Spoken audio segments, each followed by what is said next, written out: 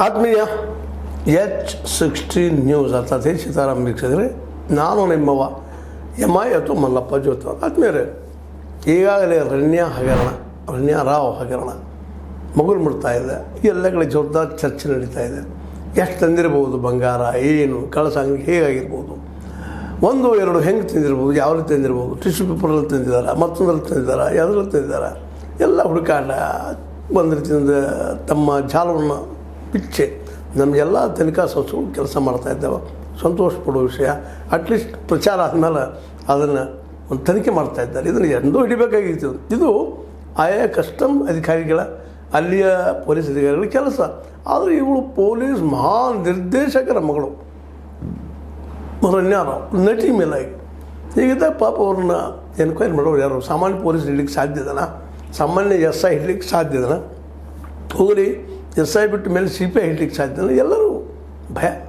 ಈ ದೇಶದ ಪರಿಸ್ಥಿತಿ ಹೀಗಾಗಿ ಹುಟ್ಟಿದೆ. ಇವತ್ತು ದೊಡ್ಡವ್ರ ಮಕ್ಕಳು ಅಂದ ತಕ್ಷಣ ಅವ್ರು ಏನು ಮಾಡೋದು ಬಿಟ್ಟು ಬಿಡುವಂಥ ನಮ್ಮ ಪೊಲೀಸ್ ವ್ಯವಸ್ಥೆ ಅಂತ. ನಾವು ಉಳಿದ್ರೆ ಸಾಕಪ್ಪ, ಎದಕ್ಕೆ ಬೇಕಾಗಿದೆ, ನಮ್ಮ ನೌಕರಿ ಉಳಿದ್ರೆ ಸಾಕು ಅನ್ನೋಂಥ ಮಟ್ಟಿಗೆ, ಇಲ್ಲ ಎಲ್ಲೋ ಟ್ರಾನ್ಸ್ಫರ್ ಮಾಡೋದು ನಮ್ಮ ಭಯ. ಹೀಗಾಗಿ ಎಂದೂ ಹಿಡಿಬೇಕಾಗಿದ್ದಂತಹ ಈ ಒಂದು ಹೆಣ್ಣುಮಗಳನ್ನು ಇವತ್ತದು ಇವಳ ಜೊತೆಗೆ ಸಂಬಂಧ ಗೆಡಿಸ್ಕೊಂಡಂಥವ್ರು. ಬಂಗಾರ ಅಂತ ಮಾರೋದಿಲ್ಲ ಅಂತ ಸ್ಪಷ್ಟ ಬಂದು ಹೇಳಿದಾಗ ಇವಳ ಬಗ್ಗೆ ಅಸಮಾಧಾನಗೊಂಡವರು ಕಂಪ್ಲೇಂಟ್ ಮಾಡಿದಾಗ ಶುರು ಮಾಡಿದ್ರು. ಅಂದ್ರೆ ನೋಡ್ರಿ ನಮ್ಮ ವ್ಯವಸ್ಥೆ ಹೆಂಗದ, ತನಿಖಾ ವ್ಯವಸ್ಥೆ ಹೆಂಗದ, ನಮ್ಮ CID ವ್ಯವಸ್ಥೆ ಹೆಂಗದ. ಇವರೆಲ್ಲರೂ ಒಬ್ರಿಗೆ ಕಂಪ್ಲೇಂಟ್ ಕೊಟ್ಟ ಮೇಲೆ ಶುರು ಮಾಡೋರು. ಇವ್ರು ತಾವಾಗಿ ಹುಡುಕವ್ರಲ್ಲ ಅನ್ನೋದು ಇದರಿಂದ ಸ್ಪಷ್ಟ ಆಗ್ತದೆ. ಎಷ್ಟೋ ವ್ಯವಹಾರಗಳು ಹೋಗೋದು ಇಲ್ಲಿವರೆಗೆ. ಅದರಲ್ಲೂ ಕಂದಾಯ ಇಲಾಖೆ, ವಿಜಿಲೆನ್ಸ್ ಇರ್ಬೋದು, ಮತ್ತೊಂದು ಇಲ್ಲಿ ಎಲ್ಲರೂ ಒಟ್ಟೆಲ್ಲ ಪ್ರಯತ್ನಕ್ಕೆ ಅವ್ರು ಪ್ರಯತ್ನ ಮಾಡಿಲ್ಲ ಅನ್ನೋಕ್ಕಿಂತಲೂ ಇವ್ರು ಸಿಗಲಾರದಕ್ಕೆ ನಮ್ಮ ಅಧಿಕಾರಿಗಳ ಒಂದು ರೀತಿ ನಿರ್ಲಕ್ಷ್ಯ ಭಾವ. ಆಮೇಲೆ ಅದರಲ್ಲಿ ಏನೋ ಗೊತ್ತಿದ್ರು ಸಹಿತ ಕೆಲವೊಂದು ಅಮೌಂಟ್ ಸಿಕ್ಕ ತಕ್ಷಣ ಆಯ್ತು ಬರಪ್ಪ ಏನಾದರೂ ಮಾಡಲಿ ಅನ್ನುವಂಥ ಭಾವ. ಅದರಲ್ಲೂ ಮೇಲಾಗಿ ಪೊಲೀಸ್ ಮಹಾನಿರ್ದೇಶಕರ ಮಗಳು ಅನ್ನುವಂಥ ಒಂದು ಭಯ. ಜೊತೆಗೆ ಅನೇಕ ಮಿನಿಸ್ಟರ್ಗಳ ದೋಸ್ತಿ ಅದಪ್ಪ ಅವರಿಗೆ. ಆಗ ಹೊರಗೆ ಬರ್ತಾರೆ, ಏನು ಮಾಡೋದು ನಾವು ಮಾಡಿ ಏನು ಉಪಯೋಗಿಲ್ಲ ಅನ್ನುವಂಥ ಭಯ. ಒಟ್ಟಾರೆಯಾಗಿ ಎಲ್ಲ ಭಯಗಳು ಕೊಡ್ಕೊಂಡು ರಣ್ಯಾ ರಾವ್ ಇಲ್ಲಿವರೆಗೆ ಬಿಂದಾಸಾಗಿ ಕಾಳಸಾಗಾಣಿಕೆ ಮಾಡ್ತಾ, ಬಂಗಾರ ತರ್ತಾ, ಮಾರ್ತಾ, ವ್ಯವಹಾರ ಮಾಡ್ತಾ, ಹಂಗೆ ಕೋಟ್ಯಾಧೀಶನೋ ಅಬ್ಜಾಧೀಶನೋ ಆಗ್ತಾ ಹೊಟ್ಟಿದ್ದು. ಆದರೆ ಎಲ್ಲರಿಗೂ ಒಂದು ಅಂತಿರ್ತದೆ. ಯಾಕಂದರೆ ಮತ್ತು ಯಾವಾಗಲೂ ನಾವು ಒಂದು ಭಾಳಷ್ಟು ವಿಚಾರ ತಿಳ್ಕೊಂಡಿದ್ವಿ. ಅತ್ಯಾಚಾರಕ್ಕೆ ಒಳಗಂಥ ಮಹಿಳೆಯರು ಇರ್ಬೋದು, ಯಾರೋ ಇರ್ಬೋದು, ಅವ್ರ ಮೇಲೆ ಹೆಚ್ಚು ಆದಂಥ ಘಟನೆಗಳು ಅವ್ರ ಸಂಬಂಧಿಕರು ಮಾಡಿರ್ತಾರೆ, ಸಮೀಪದವರು ಮಾಡಿರ್ತಾರೆ, ಅವ್ರ ಮಿತ್ರರು ಮಾಡಿರ್ತಾರೆ, ಅಥವಾ ಗೆಳೆಯರು ಮಾಡಿರ್ತಾರೆ.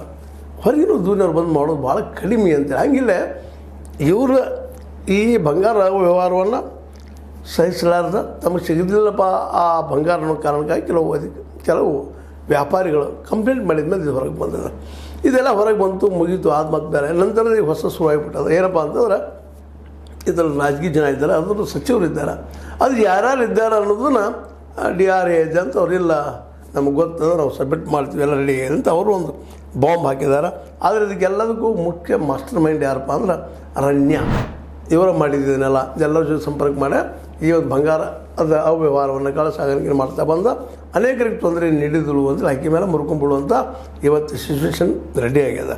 ಅದೇ ಕಾಲಕ್ಕೆ ಇದನ್ನು ಆಗಲೇ ಗೊತ್ತಾದಂಥ ಅಥವಾ ಈಗ ಇದ್ದಾರೆ CBI ಇದವರು ಬೇರೆ ಹಚ್ಚಿದ್ದಾರೆ, ಯಾರಿದ್ದಾರೆ ಏನು ಅಂತೇಳಿ. ಮತ್ತು ಇದು ಮಂತ್ರಿ ಯಾರು ಸಿಕ್ಕರೆ ಇದ್ರೊಳಗೆ ಸಚಿವರು ಸಿಕ್ಕರೆ ಅವ್ರು ನಿಶ್ಚಿತವಾಗಿಯೂ ED ಅಥವಾ CBI ಹಿಡಿತಗಳು ತಂದು ನಿಲ್ಲಿಸುವಂಥ ಗ್ಯಾರಂಟಿನ.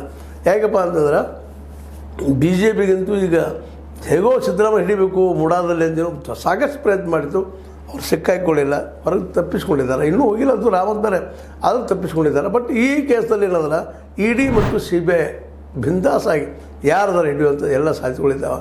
ಅದು ಯಾರು ಅನ್ನೋದು ಪ್ರಶ್ನೆ ನಿನ್ನೆ ಈಗಲೂ ಬೆಳಗ್ಗೆ ಸ್ಟಾರ್ಟ್ ಅದ. ಯಾರು ಅವ್ರು ಹೇಳ್ರಿ ಅಂತೇಳಿ. ಅದಕ್ಕೆ ಕಾಂಗ್ರೆಸ್ಸಿಗರೇನು ಸಾಮಾನ್ಯಗರಿಲ್ಲ, ಅವರು ಸ್ಪಷ್ಟ ಉತ್ತರ ಹೇಳ್ತಾರೆ. ಅಲ್ರಿ, ನಮ್ಮನ್ನು ಕೇಳಲಾರ್ದಲ್ಲಿ CBI ಬಂದುಬಿಟ್ಟದ ನಮ್ಮೊಳಗೆ. ನಮ್ಮನ್ನು ಕೇಳಿದ್ರೆ ನಾವು ಇಲ್ಲ ಅಂತ ಹೇಳ್ತಿದ್ವಿ, ಅಡ್ಡಿ ಎಲ್ಲ ಬಂದರೆ ಅವ್ರು ಹುಡುಕ್ಲಪ್ಪ, ನಾವೇ ಗುದ್ದಾಡಿ ಅನ್ನೋ ಹಂಗೆ ಮಾತಾಡ್ತಾ ಇದ್ದಾರೆ. ಅದು ನಮ್ಮ ಕೆಲಸ ಸ್ವಲ್ಪ CBI ಕೆಲಸ ಅಂತೇಳಿ. ಅಂದರೆ ನಾವು ಕೋಆಪ್ರೇಷನ್ ಕೊಡೋದಿಲ್ಲಪ್ಪ ಅದಕ್ಕಂತ ಅನ್ನುವಂಗೆ ಇಂಡೈರೆಕ್ಟ್ ಆನ್ಸರ್ ಅದು. ನಾವೇನು ಕೋಆಪ್ರೇಷನ್ ಕೊಡೋದಪ್ಪ, CBI ಅವ್ನು ಕೇಳಿದ್ರು ಅಂದ್ರೆ ಹುಡುಕೊಂಡು ಹೋಗಿರೋದು, ನಾವೇ ಕೊಡ್ಬೇಕು, ನಮ್ಮ ಪೊಲೀಸರಾಗ ಹೆಲ್ಪ್ ಮಾಡ್ಬೇಕು ಅನ್ನುವಂಗೆ ಅದು. ಅಂದ್ರೆ ಎಲ್ಲ ಕೂಡ ರಣ್ಯಾ ರಾವ್ರ ಹಿಂದಿದ್ದಂಥ ರಾಜಕಾರಣಿಗಳು ತಪ್ಪಿಸಿಕೊಳ್ಳೋ ಸಾಧ್ಯತೆಗಳು ಹೆಚ್ಚಾಗಿಬಿಟ್ಟಾವೆ ಇವತ್ತು. ಯಾಕೆಂದರೆ ಒಂದು ಸುಳುವು ಸಿಕ್ಕಿದ್ರೆ, ಯಾರು ಏನು ಸಿಕ್ಕಿದ್ರೆ ಈಗ ಅದೆಲ್ಲ ಹೇಳ್ತಾ ಇದ್ದಾರೆ. ಅವ್ರ ಫೋನ್ ಮೂಲಕನೋ, ಮತ್ತೆ ಮೂಲಕೋ, ಲ್ಯಾಪ್ಟಾಪ್ ಮೂಲಕನೋ ಅವೆಲ್ಲ ಚೆಕ್ ಮಾಡಿದ್ದಾರೆ ಈಗಾಗಲೇ ಯಾರ್ಯಾರ ಜೊತೆ ಇವ್ರ ಸಂಪರ್ಕ ಇತ್ತು, ಹೇಗಿತ್ತು, ದುಬೈದಲ್ಲಿ ಹೆಂಗೆ ದಾಟಿ ಬರ್ತಾಯಿದ್ರು, ಇಲ್ಲಿ ಹೆಂಗೆ ದಾಟಿ ಬಂದರು, ಇಲ್ಲಿಂದ ಅಲ್ಲಿ ತಂದು ಇಲ್ಲಿ ಎಲ್ಲೆಲ್ಲಿ ಹೋಗಿ ಕೊಡ್ತಾಯಿದ್ರು, ಯಾರಲ್ಲಿ ಮಾರ್ತಾಯಿದ್ರು, ಇವು ಈಗಾಗಲೇ ಡಿಸ್ಕ್ಲೋಸ್ ಆಗ್ತಾಯಿಲ್ಲ. ಇನ್ನೊಂದು 2 ದಿನದಲ್ಲಿ ಅದು ಹೊರಗೆ ಬರ್ಬೋದು. ಆಲ್ರೆಡಿ ಸರ್ಕಾರದ ಮಟ್ಟದಲ್ಲಿ ಹೊರಗೆ ಬಂದದ. ಆದರೂ ಸಹಿತ ನಮ್ಮ ಸಿದ್ದರಾಮಯ್ಯರ ಅತ್ಯಂತ ವಿಶ್ವಾಸಕ್ಕೆ DKC ಅವರು ಹೇಳ್ತಾರೆ ಏನಂದರೆ ಚಿನ್ನ ಕಳ್ಳಸಾಗಣೆ ಪ್ರಕರಣದಲ್ಲಿ ನಮ್ಮ ಯಾವ ಸಚಿವರು ಭಾಗಿಯಾಗಿಲ್ಲ, ಅದಕ್ಕೆ ನಮಗೇನು ಸಂಬಂಧ ಇಲ್ಲ ಸ್ಪಷ್ಟ ಹೇಳ್ತಾ ಇದ್ದಾರೆ. ಈಗ ಡಿಸಿಷನ್ ಕೊಟ್ಟುಬಿಟ್ಟವರು ನಮಗೆ ಸಂಬಂಧ ಇಲ್ಲ ಅನ್ನೋ ಮಾತು, ನಮಗೂ ಅದಕ್ಕೂ ಸಂಬಂಧ ಇಲ್ಲಪ್ಪ. ಯಾರು ಹೇಳ್ತಾರೆ ಹಂಗೆ ಹೆಸರುಗಳಿಸುವ BJPಗರು ನಮ್ಗೆ ಸಂಬಂಧ ಇಲ್ಲ, ಕೇಂದ್ರ ಸರ್ಕಾರದವರು ತನಿಖೆ ಮಾಡುತ್ತಿದ್ದಾರೆ. ಕೇಂದ್ರ ಸರ್ಕಾರ ಮಾಡೋದಿದ್ದಿಲ್ಲ ರೀ, ಮಾಡಲಿ, ನಾವೇನು ಮಾಡೋದು ಅದಕ್ಕೆ, ನಮ್ಮ ಸಹಾಯಕೇನು ಬೇಕಾಗಿಲ್ಲ, ಅದಕ್ಕೆ ಇಲ್ಲಿ ನಮ್ಗೆ ಕೇಳ್ತಿದ್ರು ಅವರು ಅಂತ ಇವ್ರು ಹೇಳ್ತಾ ಇದ್ದಾರೆ. ಅವ್ರು ಕೇಂದ್ರದವರು ಅವ್ರಿಗೆ ಕೇಂದ್ರ ಅವ್ರು ಒಳಗೆ ಬಿಟ್ಕೊಡ್ತಿರಲಿಲ್ಲ CBIನ, ಅವ್ರಿಗೆ ಕೇಳೋಣ ಅಂತ ಅವ್ರು ಅಂತ ಇದ್ದಾರೆ.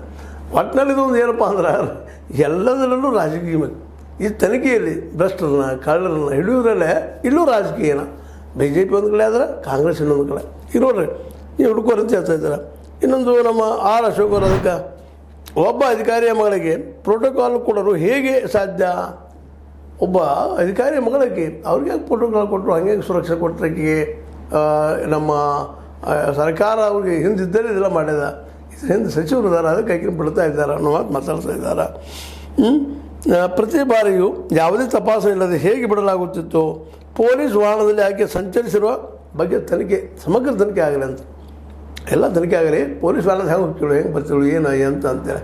ಯಾಕಂದ್ರೆ ಕೆಲವು ಗಂಟೆ ಬಂಗಾರ ದಾಟಿಸ್ಕೊಂಡು ಬರ್ತಾರಪ್ಪ ಅಂತ ಸಾಣದಲ್ಲ, ಅದು ದುಬೈದ ಅಂತಾರಾಷ್ಟ್ರೀಯ ವಿಮಾನ ನಿಲ್ದಾಣದಲ್ಲಿ ದಾಟಿಸ್ಕೊಂಬರೋದು ಹುಚ್ಚಾಟ ಅಲ್ಲ ಅದು.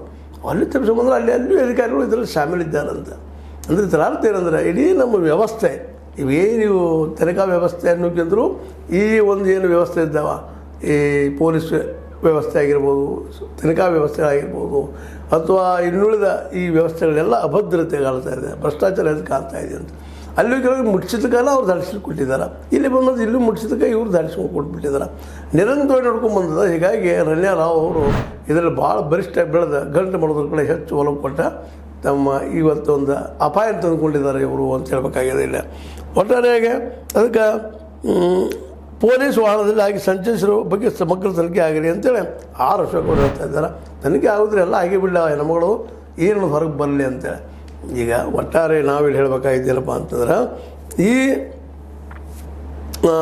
ಏನು ಬಂಗಾರದ ವ್ಯವಹಾರದ ಆಕೆ ಮಾಡುತ್ತಿರುವಂಥ ರಣ್ಯಾ ಅವರು ಇದು ಇವತ್ತು ಮಾತ್ರ ನಿಧಾನಕ್ಕೆ ಇದು ಕಾಂಗ್ರೆಸ್ಸಿಗೆ ಕಂಟಕ ಆಗಬಹುದಾ ಅನ್ನೋಂಥ ಮಾತು ಬರ್ತಾ ಇದೆ ಕೇಳಿ.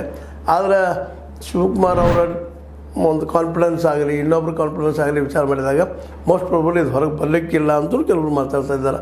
ಅದಿನಾಗಲಿ CBI ಮಾತ್ರ ಒಳಗೆ ಹೋಗೋದು ಅಷ್ಟು ಸುಲಭವಾಗಿ ಬಿಟ್ಟು ಕೊಡೋದಿಲ್ಲ. ಯಾಕಂದರೆ ರಾಜ್ಯ ಸರ್ಕಾರವನ್ನು ಹೇಗಾದರೂ ಮಾಡಿ ಸಿಗಿಸ್ಬೇಕನ್ನುವಂಥ ಉದ್ದೇಶದಿಂದ CBIನ ಕಳಿಸಿದ್ದಾರೆ. ಇನ್ನು ಕೆಲವೇ ದಿನದಲ್ಲಿ EDನೂ ಎಂಟ್ರಿ ಆಗೋ ಸಾಧ್ಯತೆಗಳಿದ್ದಾವೆ. ಯಾಕಂದರೆ ED ಮನಿ ಲಾಂಡ್ರಿಂಗ್ ಬರ್ತದಿಲ್ಲ, ಆ ಒಂದು ಸೆಕ್ಷದಲ್ಲಿ ಸಿಗ್ತದೆ. ಹೀಗಾಗಿ ಅವರು ಇದಕ್ಕೆ ಬೆಲೆ ಹತ್ತು ಸಾಧ್ಯತೆ ಇದ್ದಾವೆ. ಒಟ್ಟಾರೆಯಾಗಿ ಇನ್ನೊಂದು ಇಲ್ಲಿ ಕಂಡು ಬರುತ್ತಿರೋದು ಏನಪ್ಪ ಅಂತಂದ್ರೆ ಈ ಒಂದು ಪ್ರಕರಣದಲ್ಲೇ ಏನು ಈ ನಮ್ಮ DRI ಪ್ರಕಾರ ಏನಪ್ಪ ಅಂತಂದರೆ ಒಬ್ಬ ಉದ್ಯಮಿಯೊಬ್ಬರ ಪುತ್ರ ತರುಣ್ ರಾಜು ಅನ್ನೋರು ಈಗಾಗಲೇ ಬಂಧನ ಮಾಡಿದ್ದಾರೆ. ಈ ಒಂದು ಏನು DRI ಅಂದರೆ ರೆವೆನ್ಯೂ ಗುಪ್ತಚರ ಇಲಾಖೆಯಿಂದ ಒಬ್ಬರು ಮತ್ತೆ ಮಾಡಿ ಹೇಳಿದ್ದಾರೆ. ಹೀಗಾಗಿ ಈ ವ್ಯಕ್ತಿ ಶರಣಾಗಿದ್ದಾನೆ, ಅಲ್ಲಿ ಏನು ನಡೀತಿತ್ತು, ಅಲ್ಲಿ ಬಂಗಾರ ಹೆಂಗೆ ದಾಡ್ತಿತ್ತು ಅನ್ನೋದ್ರ ಬಗ್ಗೆನೂ ಒಂದಿಷ್ಟು ಉತ್ತರ ಕೊಟ್ಟಿದ್ದಾನೆ ಅಂತೇಳಿ ಕಂಡು ಬರ್ತಾ ಇದೆ. ಹೀಗಾಗಿ ಮತ್ತು ಇನ್ನೊಂದು ರಣ್ಯಾ ಮತ್ತು ತರುಣ್ ಭಾಳ ದಿವಸದ ಫ್ರೆಂಡ್ಸ್ ಇದ್ದಾರೆ ಅವರು ಅಂತೇಳಿ ಆವತ್ತಿಂದ ಇವತ್ತಿವರೆಗೆ ಯತ್ನ ಮಾಡ್ಕೊಂಡು ಬಂದಿದ್ದಾರೆ ಅನ್ನುವಂಥ ಪ್ರಾಥಮಿಕ ಹಂತದ ಮಾಹಿತಿಗಳು ಬರ್ತಾ ಇದ್ದಾವೆ. ಈಗಾಗಲೇ ಇವರು ನ್ಯಾಯಾಲಯಕ್ಕೂ ಹಾಜರು ಮಾಡಿದ್ದಾರೆ. ತರುಣ್ ಅವರನ್ನು ಯಾರೆಲ್ಲರೂ ಇದ್ದು ಇನ್ನೋರು ಅದವರೆಲ್ಲ ಹಿಡಿತಾ ಇದ್ದಾರೆ. ಆದರೆ ಈ ರಣ್ಯಾ ನೆಂಟು ಯಾರ ಜೊತೆಗಿತ್ತು ಅನ್ನೋದು ಮಾತ್ರ ಅವ್ರು ಯಾರು ಅದಾರ ಅವ್ರಿಗೆ ತೊಂದರೆ ಭಾಳಷ್ಟು ಅದ ಅನ್ನೋದು ಅಷ್ಟು ಸತ್ಯದ. ಅದೇನೂ ಆಗಲಿ, ಒಟ್ಟಿನಲ್ಲಿ ರಣ್ಯಾ ಅವರು ಮಾತ್ರ ಈಗ ಈ ಒಂದು ಪರಪ್ಪನಾಗ್ರಹಾರದಲ್ಲಿ ತನಿಖೆಗೆ ಒಳಗಾಗ್ತಾ ಇದ್ದಾರೆ ಅಂತೇಳಿ ಕೇಳಿಬರ್ತಾ ಇದೆ. ಒಟ್ಟಾರೆಯಾಗಿ ಸರ್ಕಾರ ಈ ದಿಶೆಯಲ್ಲಿ ಇನ್ನಷ್ಟು ಕಾಳಜಿ ವಹಿಸಿ ಮಾಡುವಂಥ ಕೆಲಸದ ಯಾರ್ಯಾರ್ದೋ ಅಧಿಕಾರಿಗಳ ಮತ್ತು ರಾಜಕಾರಣಿಗಳ ಒಂದು ಕುಕೃತ್ಯಗಳಿಗೆ ಸರ್ಕಾರ ಬಲಿ ಆಗದಿರಲಿ ಅನ್ನೋದು ಇಲ್ಲಿ ಆಶಯ. ಆದರೂ ಇಂಥ ನಡೀತಾ ಇರ್ತಾವೆ. ಸರ್ಕಾರ ಇದ್ರ ಬಗ್ಗೆ ಎಚ್ಚರ ವಹಿಸಬೇಕು, ಇಂಥವ್ರು ಶಿಕ್ಷೆ ಆಗೋದು ನೋಡ್ಕೋಬೇಕು ಅನ್ನೋದು ಒಂದು ಜನರ ಕಳಕಳಿಯ ಒಂದು ಮನವಿ. ಅದು ಏನಾಗ್ಬೋದು, ಸರ್ಕಾರ ಏನು ಮಾಡ್ಬೋದು ಅನ್ನೋದು ಈ ದಿನದಲ್ಲಿ ಗೊತ್ತಾಗ್ತದೆ. ನೋಡೋಣ ಅದೇನು ಮಾಡ್ತದೆ ಅಂತ ಹೇಳೋದನ್ನು. ಆದರೂ ಅರಣ್ಯಾರ ಒಂದು ಗೆಳೆತನ ಎಲ್ಲರ ಜೊತೆಗೆ ಒಬ್ಬರಿಂದ ಒಬ್ಬರಿಂದ ಬರ್ತಾ ಇದೆ. ಇದು ದೊಡ್ಡದಂಥ ಒಂದು ಏನಪ್ಪ ಅಂತಂದ್ರೆ ಎಪಿಸೋಡ್ ಆಗೋ ಎಲ್ಲ ಸಾಧ್ಯತೆಗಳಿದ್ದಾವೆ. ಒಟ್ಟಾರೆಯಾಗಿ ಅರಣ್ಯರಾವ್ಗಳ ಮೂಲಕ ಒಂದು ಕಾಂಗ್ರೆಸ್ ಸರ್ಕಾರಕ್ಕೆ ಹೊಡೆತ ಕೊಡ್ತಾ ಇರಲಿಲ್ಲ, CBI ಮಾಡಬಹುದಾ ಅನ್ನೋದನ್ನು ಮತ್ತೊಮ್ಮೆ ವಿಚಾರ ಮಾಡ್ತಾ, ಇದು ನಿಮ್ಗೆ ಲೈಕ್ ಆಗಿರ್ಬೋದು, ಲೈಕ್ ಮಾಡಿ, ಶೇರ್ ಮಾಡಿ, ಕಮೆಂಟ್ ಮಾಡಿ, ಜೊತೆಗೆ ಸಬ್ಸ್ಕ್ರೈಬ್ ನಿಲ್ಲಿಸ್ಕೋಬೇಡ್ರಿ. H16 ನ್ಯೂಸ್ ಅರ್ಥಾತ್ ಸೀತಾರಾಮ್, ಇದು ಸತ್ಯದ ಕೈಗನ್ನಡಿ. ವಂದನೆಗಳು.